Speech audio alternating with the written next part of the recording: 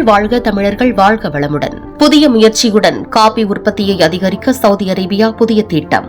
நிலையான விவசாயத்தை ஊக்குவிக்கவும் காஃபி துறையை மேம்படுத்தவும் சவுதி ரீஃப் மற்றும் எஸ்டிடாமா மையத்துடன் இணைந்து சவுதி அரேபியா திசு வளர்ப்பு தொழில்நுட்பத்தின் மூலம் உயர்தர காஃபி நாற்றுகளை வளர்க்கும் திட்டத்தை தொடங்கியுள்ளது. 2025 இறுதிக்குள் 50,000 நாற்றுகள் நட்டு உற்பத்தியை 30% உயர்த்தும் நோக்கத்துடன் திட்டம் செயல்படுகிறது. மரபணு அடிப்படையிலான இந்த முயற்சியில் 17,000 கருக்கள் மற்றும் 4,000 தாவரங்கள் உருவாக்கப்பட்டுள்ளன.